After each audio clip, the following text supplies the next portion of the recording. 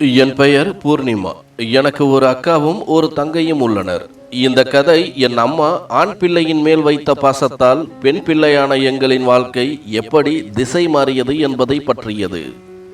எங்கள் அம்மாவிற்கு நாங்கள் பிறந்தது சுத்தமாக பிடிக்கவில்லை. ஏனெனில் அவர் எதிர்பார்த்தது ஒரு மகனைத்தான்.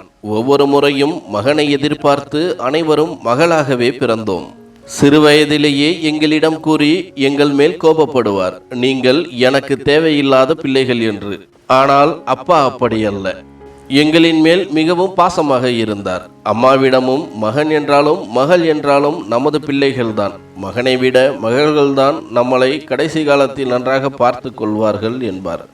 ஆனால் அம்மா எதையும் கேட்க மாட்டார். எங்களை மையப்படுத்தி இருவருக்கும் அதிகமாக சண்டையும் வரும்.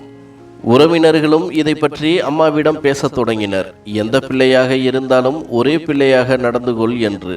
ஆனால் அம்மா எங்களிடம் அப்படி நடந்து கொள்வதில்லை. சிறுவயது முதலேயே எங்களைத்தான் வீட்டு வேலைகள் அனைத்தையும் பார்த்து கொள்ளச் சொல்வார். அப்பாதான் அம்மாவிடம் சிறு பிள்ளைகளிடம் கொஞ்சமாவது பாசமாக நடந்து கொள் என்பார். ஆனால் அதையெல்லாம் அம்மா பெரிதாக எடுத்துக்கொள்ள மாட்டார். ஆனாலும் ஆண் பிள்ளையின் மீதுள்ள ஆசையால் மீண்டும் குழந்தை பெற்றெடுக்க முடிவு செய்தார். எதிர்பார்த்தது போலவே அவருக்கு ஆண் பிள்ளையும் பிறந்தது. ஆனால் அதற்காக அவர் செய்த பிரார்த்தனைகளும் பரிகாரங்களும் தான் அதிகம். 3 பெண் பிள்ளைகளுக்கு பிறகு ஆண் பிள்ளை பிறந்தது அம்மாவிற்கு அளவற்ற மகிழ்ச்சி. சகோதரிகளான எங்களுக்கும் ஒரு மகிழ்ச்சி தான். அதன் பிறகுதான் அம்மாவின் நடவடிக்கைகளில் பெரிதும் மாற்றம் ஏற்பட்டது. அதற்கு முன்பு வரை ஏனோதானோ என்று எங்களை கவனித்து வந்தார். எப்பொழுது சகோதரன் பிறந்தானோ எங்களை கவனிப்பதையே நிறுத்திவிட்டார். எப்பொழுதும் சகோதரனை கவனிப்பதிலேயே அதிக கவனம் செலுத்தி வந்தார். அப்பொழுதெல்லாம் எங்களுக்கு இருந்த ஒரே ஆதரவு அப்பா மட்டுமே. எங்களின் சகோதரனை தொடுவதற்கு கூட அம்மா அனுமதிப்பதில்லை. எப்பொழுது அவன் அருகில் சென்றாலும் உங்களது கண் பட்டுவிடும், எனது பிள்ளைக்கு ஏதாவது ஆகிவிடும், அதனால் அவனிடம் நெருங்காதீர்கள் என்று கோபமாக கூறிவிடுவார். அப்பொழுது நாங்கள் சிறுமிகள் என்பதால் அதுவும் எங்களுக்கு பெரிதாக தெரியாது. அவளுடன் விளையாட வேண்டும் என்று ஆசைப்பட்டோம். வருடங்கள் உருண்டோடியது. அம்மா எங்களை அதிகமாக படிக்க வைக்கவில்லை. 7வது 8வது உடனேயே படிப்பை நிறுத்திவிட்டார். அப்பாவும் அம்மாவிடம் எவ்வளவோ சொல்லி பார்த்தார். ஆனால் அம்மா அடுத்த வீட்டிற்கு வாழப்போகும் பெண்களுக்கு படிப்பதற்கு இவ்வளவு செலவு செய்ய வேண்டாம், வீட்டு வேலைகளை பார்க்கட்டும் என்று கண்டிப்புடன் கூறிவிட்டார். ஆனால் எனது சகோதரனை நல்ல பள்ளிக்கூடத்தில் சேர்க்க வைத்து படிக்க வைத்தார். அவனை பெரிய படிப்பாக படிக்க வைக்க வேண்டும் என்று பெருமிதத்துடன் கூறிக்கொள்வார். எங்களது சகோதரனும் அம்மாவைப் போலவே வளர்ந்தான். எங்களுடன் சரியாக பேசுவது கூட கிடையாது. சொல்லப்போனால் நாங்களாக பேசினால் கூட எங்களிடம் கோபம்தான் படுவான். அவன் ஏதேனும் தவறு செய்தால் கூட நாங்கள் கண்டித்தால் அம்மா எங்கள் மேல்தான் கோபப்படுவார். சில சமயம் எங்களை அடிக்கவும் செய்வார். அம்மாவின் நடவடிக்கைகளால் பாவம் அப்பாதான் நொந்து போனார். எங்களுக்காக யோசிக்கக்கூடிய ஒரே ஜீவன் எங்களது அப்பா மட்டுமே. அந்த சந்தோஷம் கூட எங்களுக்கு சில வருடங்கள் கூட நீடிக்கவில்லை. ஒரு நாள் வயலில் வேலை செய்து கொண்டிருந்த பொழுது அப்பா மாரடைப்பால் அங்கேயே மரணம் அடைந்து விட்டார். அவர் இறந்தது அம்மாவை விட எங்களைத்தான் மிகவும் பாதித்தது. நாங்கள் இவ்வளவு நாள் வாழ்ந்ததே அப்பா இருக்கின்றார் என்ற நம்பிக்கையில்தான். அதற்கும் இப்பொழுது வழி இல்லை. அவர் மறைந்தாலும் குடும்பத்தில் எந்த கஷ்டமும் வரவில்லை. காரணம், எங்களது அப்பா கடுமையான உழைப்பாளி. குடும்பத்திற்கு வருமானம் வரும் வகையில் சில சொத்துக்களையும் சேர்த்து வைத்திருந்தார். இப்படியாக சகோதரிகள் நாங்களும் திருமண வயதை அடைந்தோம்.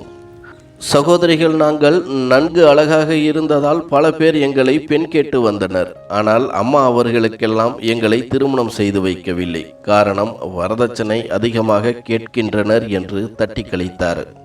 இருக்கும் சொத்துக்களை எங்களுக்காக விற்று திருமணம் செய்து வைப்பதில் அம்மாவிற்கு உடன்பாடில்லை. அது அப்படியே தனது மகனுக்கு கிடைக்க வேண்டும் என்று நினைத்தார். அதனால் வரதட்சணை கொடுக்காமல் திருமணம் செய்து வைத்துவிட வேண்டும் என்றும் நினைத்தார். அவர் நினைத்தது போலவே சில சம்பந்தமும் வந்தது. எங்களின் அழகையும் நல்ல குணத்தையும் பார்த்து வரதட்சணையே வேண்டாம் என்று கூறிவிட்டனர். எனது அம்மாவிற்கும் இதுதான் வேண்டும். முதலில் எனது அக்காவிற்கு திருமணம் நடந்தது. மாப்பிள்ளை என் அக்காவை விட 15 வயது அதிகம். என் அக்காவிற்கு அப்பொழுதுதான் 18 வயது முடிந்திருந்தது. அடுத்ததாக எனக்கும் திருமணம் முடிந்தது. என் கணவன் ஒரு குடிகாரன். அது மட்டுமல்லாது இரவு நேரங்களில் மிகவும் முரட்டுத்தனமாகவும் நடந்து கொண்டான். அடுத்ததாக எனது தங்கைக்கும் திருமணம் முடிந்தது. அவளின் கணவர்தான் சற்று நல்லவராகவும் அவரது வீட்டில் உள்ளவர்களும் நல்லவர்களாகவும் இருந்தார்கள். சொல்லப்போனால் எங்கள் இருவரை விட அவள்தான் நிம்மதியாகவும் சந்தோஷமாகவும் இருந்தாள். எங்களின் மூவரின் திருமணமும் மிகவும் எளிமையான முறையிலேயே நடத்தி வைத்தார். அதற்காக அதிகமாக செலவுகள் ஏதும் செய்யவில்லை.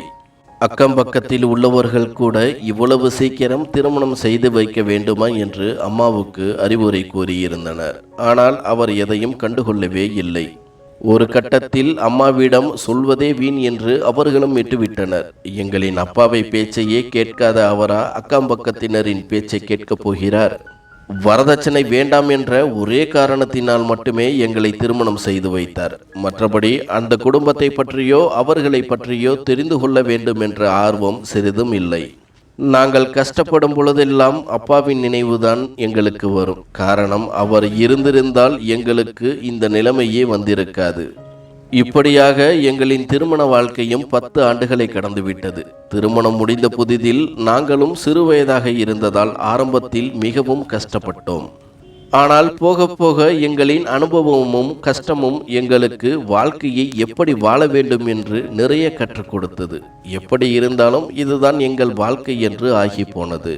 இப்பொழுது கஷ்டங்களை எதிர்த்து எப்படி போராடி வாழ வேண்டும் என்று முழுமையாக கற்றுக்கொண்டோம். சகோதரிகள் மூவருக்குமே குழந்தை குட்டிகள் என்று ஆகியிருந்தது. இந்த 10 வருடங்களில் சில முறை அம்மாவை பார்ப்பதற்கு சென்றதுண்டு. அப்பொழுதெல்லாம் அம்மாவோ எங்கே மகனுக்கு தொல்லை கொடுக்க வந்திருக்கின்றார்களோ என்று நினைத்து ஏன் வந்தீர்கள் என்றுதான் முதலில் கேட்பார். இதனால் அங்கு போவதையே நிறுத்தி கொண்டோம் சகோதரிகள். இதற்கிடையில் சகோதரனும் நன்கு படித்து திருமண வயதை அடைந்தான். அம்மாவை போலவே எங்களுக்கும் ஆசை இருந்தது, அவனுக்கு திருமணம் செய்து பார்த்து விட வேண்டும் என்று. அவன் எப்படி இருந்தாலும் எங்களின் சகோதரன்தான். அவனுக்கென்ற பாசம் எங்களின் மனதில் இருக்கத்தான் செய்தது. நாங்கள் நினைப்பதற்கு முன்பே அம்மா அதை செய்து முடித்து விட்டார். பக்கத்து கிராமத்தில் இருக்கும் பணக்கார பெண்ணாக பார்த்து நிச்சயதார்த்தம் செய்வதற்கு ஏற்பாடு செய்தார். எங்களையும் ஏதோ பெயருக்காக அழைத்தார். நாங்களும் மனதில் எதுவும் எடுத்துக்கொள்ளாமல் சகோதரனின் நிச்சயதார்த்த விழாவிற்கு சென்றோம். அங்குதான் நான் ஒரு அதிர்ச்சியான செய்தியை உறவுக்கார பெண் மூலமாக கேட்க நேரிட்டது. அம்மா பார்த்திருக்கும் பெண்ணுக்கு குழந்தை பாக்கியம் இருப்பதற்கான வாய்ப்பு மிக குறைவு என்றும், சிறு வயதிலேயே ஏற்பட்ட விபத்தினால் அவளின் கர்ப்பப்பை பாதிப்படைந்திருப்பதாகவும் அந்த உறவினர் கூறினார். இதை கேட்ட எனக்கு அதிர்ச்சியாக இருந்தது. இது எங்கே அம்மாவுக்கு தெரியாதோ என்று அம்மாவிடம் தெரிவிக்க நினைத்தேன்.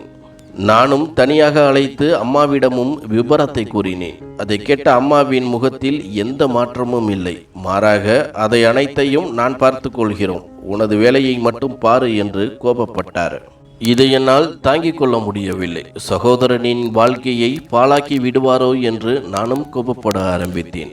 பிறகு அம்மா கூறியதுதான் எனக்கு அதிர்ச்சியாக இருந்தது. அவளுக்கு குழந்தை பிறக்கும் வாய்ப்பு குறைவு என்பது எனக்கு தெரியும். அதை பற்றி நாங்கள் முன்பே பேசிவிட்டோம். அதனால்தான் அளவுக்கு அதிகமாக வரதட்சணை தருகின்றனர். நேரம் வரும்பொழுது நானே உனது சகோதரனிடம் சொல்லிக்கொள்வேன். தேவையில்லாமல் நீ தலையிட்டு அவனுக்கு கிடைக்கப் போகும் நல்ல வாழ்க்கையை கெடுத்து விடாதே. சகோதரிகள், உங்களுக்கு அவனின் மேல் பொறாமை உண்டு என்று எனக்கு தெரியும்.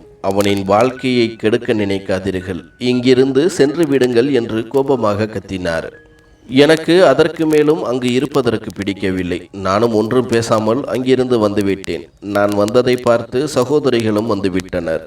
நிச்சயதார்த்தமும் நடந்து முடிந்தது. இன்னும் சில தினங்களிலேயே திருமணம் செய்வதற்காக ஏற்பாடுகள் செய்தனர். திருமணத்திற்கான ஏற்பாடுகளும் நடக்கத் தொடங்கின. ஏதோ உறவினர்களுக்கு அழைப்பு விடுப்பது போல அம்மா பத்திரிகை கொடுத்து சென்றார். அவரின் வார்த்தையிலேயே வந்தால் வாருங்கள், இல்லை என்றால் பரவாயில்லை என்பது போலத்தான் தோன்றியது.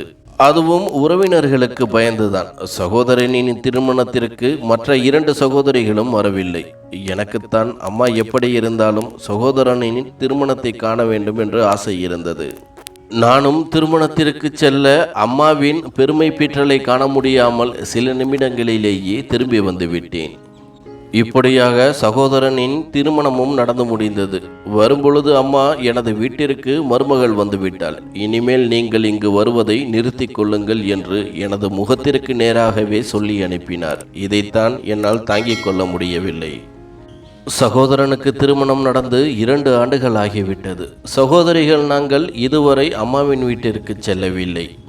ஆனாலும் அம்மாவின் நினைவு மட்டும் அடிக்கடி வந்து போனது. காரணம், அப்பா இறந்த பிறகு எங்களுக்கு இருந்த சொந்தம் அவர்தான். அவர் எப்படி இருந்தாலும் எங்களுக்கு அம்மாதான். அவருக்கு எங்கள் மேல் பாசம் இல்லை என்றாலும் நாங்கள் எப்பொழுதும் அவர் மேல் பாசமாகத்தான் இருந்தோம். ஒரு நாள் அம்மாவின் நினைவு அதிகமாகவே இதை பற்றி சகோதரிகளிடமும் பேசினேன். அம்மாவை பார்த்து வரலாம் என்று அவர்களையும் அழைத்தேன். ஆனால் அவர்களோ இவ்வளவு நாள் மற்றவர்கள் முன்னால் அவமானப்படுத்தி வந்தார் அம்மா. இப்பொழுது சகோதரனின் மனைவிக்கு முன்னால் அவமானப்படுவதை நாங்கள் விரும்பவில்லை. வேண்டுமென்றால் நீயே பார்த்து விட்டு வா என்று மறுத்துவிட்டனர். நானும் வேறு வழியில்லாமல் அம்மாவின் வீட்டிற்கு தனியாக சென்றேன். அங்கு சென்று பார்க்க சகோதரனின் மனைவி மட்டுமே வீட்டில் இருந்தாள். அவளிடம் நலம் விசாரித்துவிட்டு அம்மாவை பற்றியும் சகோதரனை பற்றியும் விசாரிக்க ஆரம்பித்தேன். சகோதரன் வேலைக்கு சென்று விட்டதாக கூறினாள். அம்மாவை பற்றி விசாரிக்க சிறிது நேரம் அமைதியாக காணப்பட்டாள். பின்பு அவள் என்னிடம், உங்கள் அம்மாவிற்கு எங்களுடன் வாழ்வதற்கு விருப்பமில்லை. அது மட்டுமல்ல, அவருக்கு இப்பொழுதெல்லாம் உடல்நிலை அடிக்கடி சரியில்லாமல் போகிறது. அதனால் உங்கள் சகோதரர் மருத்துவ வசதியுடன் கூடிய முதியோர் காப்பகத்தில் சேர்த்து விட்டுவிட்டார். நீங்கள் ஒன்றும் கவலைப்பட தேவையில்லை. இங்கு இருப்பதை விட அங்குதான் அவர் சந்தோஷமாக இருக்கிறார். அது மட்டுமல்லாது மாதம் நாங்கள் தான் அதற்கான பணத்தையும் கொடுத்து வருகிறோம் என்றாள். இதை கேட்டதும் எனக்கு அதிர்ச்சியாகவும் கோபமாகவும் வந்தது. நானும் அவளிடம், எதற்காக அப்படி செய்தீர்கள்? கணவனின் அம்மாவை உன்னால் பார்த்து கொள்ள முடியாதா என்று கோபமாக கேட்டேன். ஆனால் அவளோ எதற்கும் பதற்றமடையவில்லை. மாறாக என்னிடம், உங்கள் அம்மா என்னை வேலைக்காரியைப் போல, அதுவும் உங்களைப் போல நடத்த நினைத்தார். அது என்னிடம் நடக்கவில்லை. நான் ஒன்றும் உங்களைப் போல வரதட்சணை இல்லாமல் திருமணம் செய்து கொண்டு வரவில்லை. உங்களுக்கு எதை கேட்க வேண்டுமென்றாலும் உங்கள் சகோதரனிடம் கேட்டுக்கொள்ளுங்கள். இப்பொழுது இங்கிருந்து கிளம்புங்கள், எனக்கு வேலை இருக்கிறது என்றாள். அவள் பேசியது எனக்கு இன்னும் அதிர்ச்சியாக இருந்தது. அவளது ஒவ்வொரு வார்த்தையிலும் பணக்காரி என்ற திமிர் அப்படியே தெரிந்தது. நானும் பதட்டமடைந்து உடனடியாக இந்த செய்தியை எனது சகோதரிகளுக்கும் தெரிவித்தேன். என்னதான் அவர்கள் வைராகியமாக இருந்தாலும் அம்மாவிற்கு இப்படியானதும் அவர்களும் சில நிமிடங்களிலேயே வந்துவிட்டனர். பின்பு மூவருமாக சேர்ந்து சகோதரன் வேலை செய்யும் அலுவலகத்திற்கு சென்றோம். அவனும் எங்களை அழைத்து வெளியே வந்து பேச ஆரம்பித்தான். எதற்காக மூவருமாக சேர்ந்து இங்கே வந்தீர்கள் என்று கேட்டான். நாங்களும் அம்மாவை பற்றி சற்று கோபமாகவே விசாரிக்க ஆரம்பித்தோம். அதற்கு அவனும், உங்களது அம்மாவிற்கு ஒன்றும் ஆகவில்லை. வீட்டில் இருந்ததை விட முதியோர் இல்லத்தில்தான் நன்றாக உள்ளார். தேவையில்லாமல் நாடகம் நடித்து அழுது புலம்ப வேண்டாம். இது நான் வேலை பார்க்கும் இடம். போய் உங்களது வேலையை பாருங்கள் என்றான். அவன் அப்படி கூறியது எங்கள் மூவருக்கும் அதிர்ச்சியாகத்தான் இருந்தது. அவன் கூறியதை கேட்டதும் கோபமும் வந்தது. நானும் அவனிடம், ஏன் அம்மாவிடம் அப்படி நடந்து கொண்டாய்? அவர் சிறுவயதிலிருந்தே உனது சந்தோஷத்திற்காகத்தான் பாடுபட்டுள்ளார். இருந்தும் எப்படி அவரிடம் இப்படி நடந்து கொள்வதற்கு உனக்கு மனம் வந்தது என்று கேட்டேன். எனது வார்த்தையை கேட்ட அவன் சிரித்து கொண்டே, அம்மாவா? அவர் ஒன்றும் எனது அம்மா இல்லை. அதை போல என்றுமே என்னிடம் நடந்து கொண்டதும் இல்லை. குழந்தை பிறக்காது என்று தெரிந்தும் என்னை அவளோடு திருமணம் செய்து வைத்தார். திருமணமான முதல் நாளிலிருந்தே என் மனைவியோடும் அவர் சரியாக நடந்து கொள்ளவில்லை. சில மாதங்கள் ஆனதும் மலடி என்று அவளை குத்தி காட்ட ஆரம்பித்தார். வீட்டு வேலைகள் செய்ய சொல்லி அவளை கொடுமையும் செய்து வந்தார். அது மட்டுமல்லாது நாங்கள் இருவரும் சந்தோஷமாக இருப்பது அவருக்கு பிடிக்கவில்லை. இரவு நேரங்களில் கூட ஏதாவது வேலைகளை சொல்லி அவளை தனிமைப்படுத்தவே முயற்சி செய்தார். நாங்கள் வெளியில் எங்காவது செல்ல முயற்சி செய்தால் கூட உடம்பு சரியில்லாதது போல நடிப்பார். இதை அனைத்தையும் நானும் கவனித்து கொண்டுதான் இருந்தேன். எனக்கும் ஆசை இருந்தது. திருமணமானவுடன் மனைவி குழந்தைகளோடு சந்தோஷமாக வாழ வேண்டும் என்று. அம்மாவால் அந்த ஆசையிலும் மண் விழுந்து விட்டது. ஒரு கட்டத்தில் உங்களுடன் எப்படி நடந்து கொண்டார் என்று எனது மனைவிக்கும் தெரிய வந்தது. மகள்களோடு சரியாக நடந்து கொள்ளாதவர் மருமகளோடு எப்படி சரியாக நடந்து கொள்வார்? அதன் பிறகுதான் எனது மனைவி அவளது சுயரூபத்தை காட்டத் தொடங்கினாள். போக போக அம்மாவை சரியாக கண்டுகொள்வது கிடையாது. அம்மா ஒன்று சொன்னால் என் மனைவி 10 பதில் தந்தாள். இதை நானும் கண்டிக்கவில்லை. காரணம், குழந்தை பிறக்காது என்று தெரிந்தும் திருமணம் செய்து வைத்தால் என்ன நடக்கும் என்று அம்மாவிற்கு புரிய வைக்க நினைத்தேன். அதை கூட மனைவிதான் எனக்கு கூறினாள். அனைத்தும் தெரிந்து திருமணம் செய்துவிட்டு மலடி என்று கூறுவதைத்தான் அவளால் ஏற்றுக்கொள்ள முடியவில்லை. அதனால்தான் அவளும் அவருக்கு ஏட்டிக்கு போட்டியாக நடந்து கொண்டாள். ஒரு கட்டத்தில் அவரும் அழுது புலம்ப ஆரம்பித்தார். எப்பொழுதும் சோகமாகவே காணப்பட்டார். எனக்கும் அவர் மேல் பாசம் உண்டு. அதனால்தான் இங்கிருந்தால் அவரது நிம்மதி பறிபோய்விடும் என்பதனால் ஒரு அனாதை ஆசிரமத்தில் சேர்த்து விட்டேன். அங்காவது அவர் நன்றாக இருப்பார் என்று நினைத்தேன். அவருக்காக என் மனைவியையும் என்னால் குறை சொல்ல முடியாது. காரணம், எப்படி இருந்தாலும் அவள் என் மனைவியாகிவிட்டாள். இனி வரும் காலங்களை அவளுக்காக வாழ்வதுதான் நல்ல கணவனுக்கு அழகு. அம்மாவிற்கு நான் செய்தது தவறுதான். அதைவிட பெரிய தவறை அம்மாவும் எனக்கு செய்து விட்டார். இனிமேல் அவரை நான் வீட்டிற்கு அழைத்து போகும் எண்ணம் இல்லை. உங்களுக்கு தேவை என்றால் விலாசம் தருகிறேன். நீங்கள் போய் பார்த்து ஏதாவது செய்து கொள்ளுங்கள். தயவு செய்து இனிமேல் இங்கு வந்தோ அல்லது எனது வீட்டிற்கு வந்தோ தொந்தரவு செய்யாதீர்கள். எனக்கு என் மனைவி மட்டும் போதும். நீங்கள் யாரும் தேவையில்லை. உங்களுடன் உறவு கொண்டாட நானும் விரும்பவில்லை, எனது மனைவியும் விரும்பவில்லை.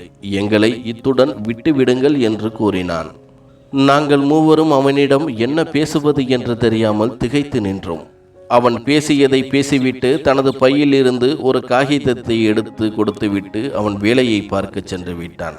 அந்த காகிதத்தில் அம்மா இருக்கும் அனாதை ஆசிரமத்தின் விலாசம் இருந்தது.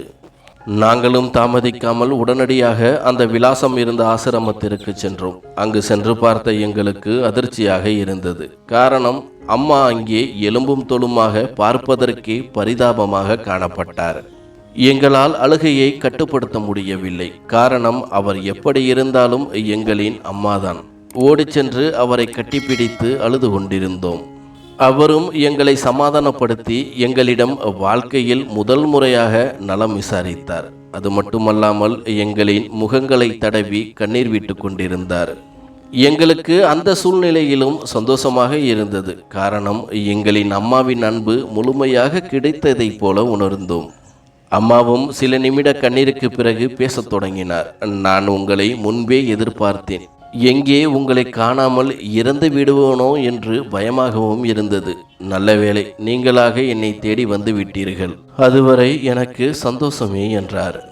நாங்களும் அவரை ஆச்சரியத்துடன் பார்த்து கொண்டிருந்தோம். அவர் இதைப்போல எங்களிடம் அன்பாக பேசி நாங்கள் பார்த்ததே இல்லை. பிறகு அவராகவே, மகள்களே, என்னை மன்னித்து விடுங்கள். மகனின் மேலிருந்த ஆசையால் உங்களை நான் கவனிக்க மறந்து உங்களிடம் கொடூரமாக நடந்து கொண்டேன். ஆனால் இப்பொழுதுதான் நான் புரிந்து கொண்டேன் உங்களின் அன்பு என்னவென்று. உங்களின் சகோதரனின் மேல் வைத்த அன்பில் 1% கூட உங்களின் மேல் நான் வைக்கவில்லை. உங்களின் சகோதரன் கடைசி வரை என் மேல் பாசமாகவும் எனது பேச்சை கேட்க வேண்டும் என்றே நினைத்தேன்.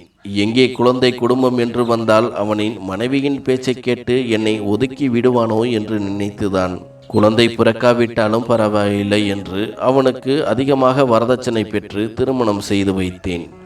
நான் செய்தது தவறுதான். ஆனால் மகனின் மேல் இருந்த அன்பால் அவனது சந்ததி பாதிக்கப்படும் என்பதை அப்பொழுது நான் உணரவில்லை. காலம் கடந்த பின்புதான் எனக்கு புரிய ஆரம்பித்தது நான் எவ்வளவு பெரிய தவறு செய்துவிட்டேன் என்று. உங்களின் சகோதரனின் மனைவி கூட என்னிடம் சரியாக நடந்து கொள்ளவில்லை. சில முறை என்னை மோசமான வார்த்தைகளாலும் திட்டிவிடுவாள். அப்பொழுதெல்லாம் எனக்கு உங்களின் நினைவுதான் வரும். நான் உங்களிடம் எவ்வளவு மோசமாக நடந்து இருக்கின்றேன். அப்பொழுதெல்லாம் ஒரு வார்த்தை கூட பேசாமல் அமைதியாகத்தான் இருந்தீர்கள். அதற்கு காரணம், நீங்கள் எனது மகள்கள். ஆனால் எனது மருமகள் அப்படி இருக்கவில்லை. நானும் சில முறை உங்கள் சகோதரனிடமும் சொல்லி பார்த்தேன், இவளை விவாகரத்து செய்துவிட்டு வேறு ஒருவளை திருமணம் செய்து கொள் என்று. ஆனால் அவன் முற்றிலுமாக மறுத்துவிட்டான். மாறாக இதற்கெல்லாம் காரணம் நீங்கள்தான் என்று என் மேலேயே கோபப்படத் தொடங்கினான். ஒரு கட்டத்தில் நான் எவ்வளவு அன்பு வைத்திருந்தனோ அந்த மகனே என்னை வெறுக்க ஆரம்பித்தான். என்னாலும் அந்த வீட்டில் நிம்மதியாக இருக்க முடியவில்லை.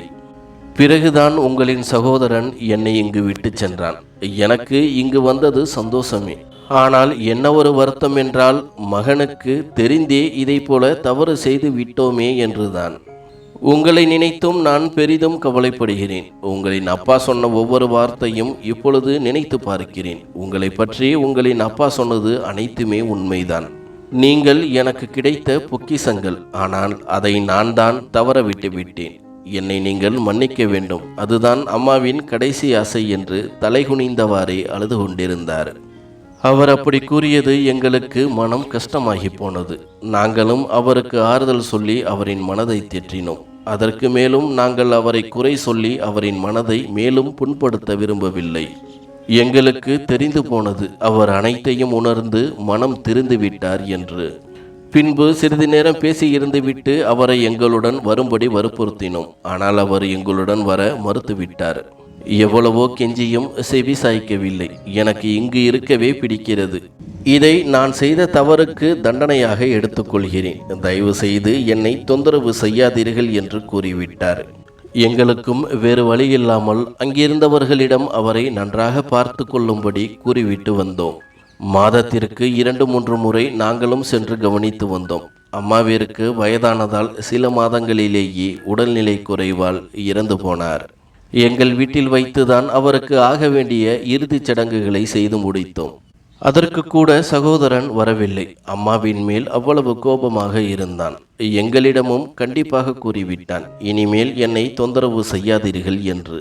நாங்களும் அவன் விருப்பப்படியே அவனுடன் எந்த தொடர்பும் வைத்து கொள்ளவில்லை. சில வருடங்கள் கழித்து உறவினர் மூலமாக அவனுக்கு ஒரு குழந்தை பிறந்ததாக மட்டும் கேள்விப்பட்டோம். அதுவும் அதிகமாக செலவு செய்து சில வருடங்கள் சிகிச்சைக்கு பிறகு கிடைத்ததாகவும் கேள்விப்பட்டோம். எங்களுக்கு இந்த செய்தியை கேட்டதும் சந்தோஷமே.